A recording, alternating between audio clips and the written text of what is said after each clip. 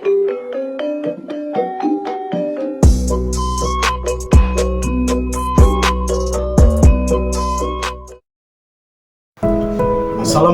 warahmatullahi wabarakatuh.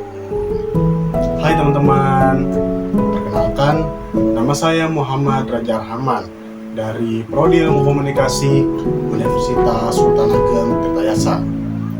Nah, jadi di sini saya ingin membahas salah satu tokoh yang cukup terkenal di dunia.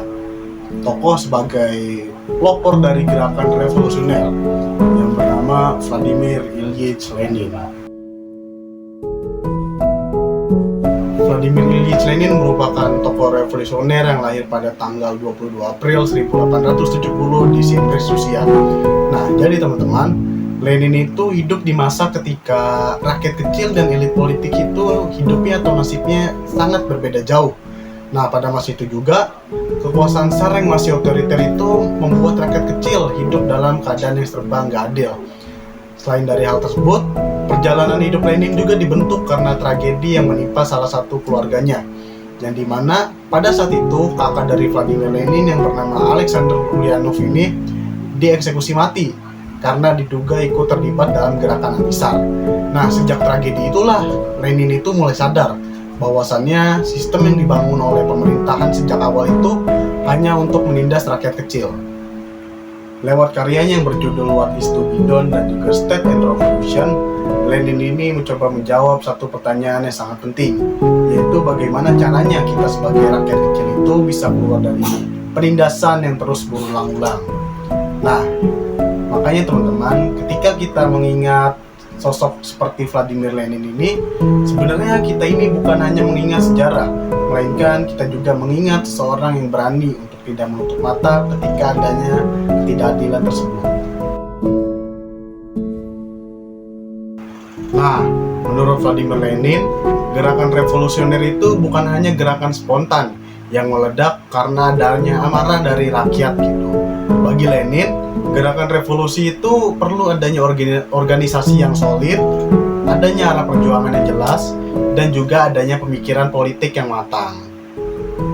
Nah, Lenin juga menekankan pentingnya untuk partai pelopor ini diisi oleh orang-orang yang paham akan teori dan juga kondisi dari rakyatnya. Kemudian, dalam bukunya yang berjudul What is to be done, Lenin juga menegaskan bahwasannya rakyat juga perlu pendidikan politik agar mereka itu sadar kalau masalah yang mereka hadapi dalam kehidupan sehari-hari ini bukan merupakan kesialan mereka dalam sehari-hari, akan tetapi karena sistem dari pemerintahan yang ada itu hanya untuk menindas kaum rakyat kecil.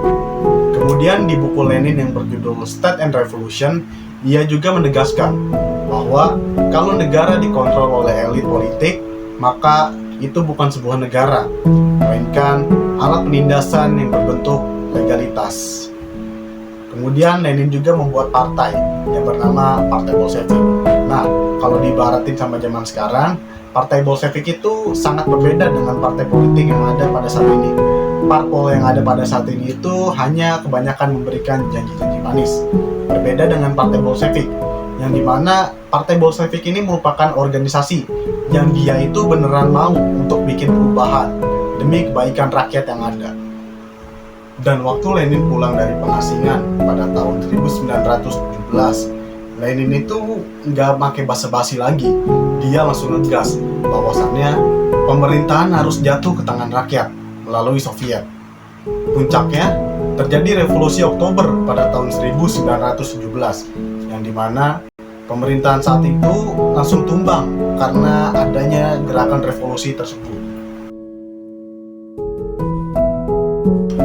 Kalau kita lihat kondisi hari ini, jujur, pemikiran Lenin tentang ketidakadilan itu masih sangat-sangat amat relevan. Kenapa?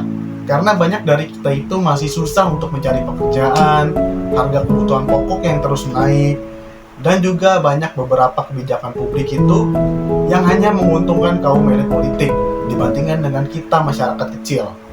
Kemudian selain itu, aspirasi kita sebagai masyarakat juga jarang didengar oleh pemerintah. Mirip kritik dari Lenin bahwasannya kekuasaan itu masih sering berputar di lingkaran yang sama. Kadang kita sebagai rakyat juga sudah mencoba untuk protes, akan tetapi respon pemerintah itu tetap sama. Di sisi lain, media sosial juga sekarang menjadi ruang baru kita untuk melakukan pergerakan. Banyak tagar-tagar perjuangan itu muncul, seperti yang kita lihat waktu demo tanggal 28 Agustus kemarin. Di situ banyak tagar-tagar perjuangan yang muncul. Tetapi kembali lagi seperti yang Lenin bilang, gerakan spontan itu biasanya cepat meredup. Banyak gerakan yang awalnya itu viral, tetapi kini menghilang. Nah, tanpa adanya organisasi dan juga arah yang jelas, gerakan yang kita lakukan itu cuma jadi tontonan.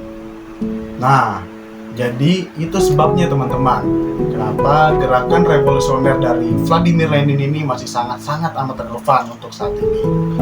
Mungkin pembahasan dari saya cukup segitu saja. Kurang lebihnya mohon maaf. Wassalamualaikum warahmatullahi wabarakatuh.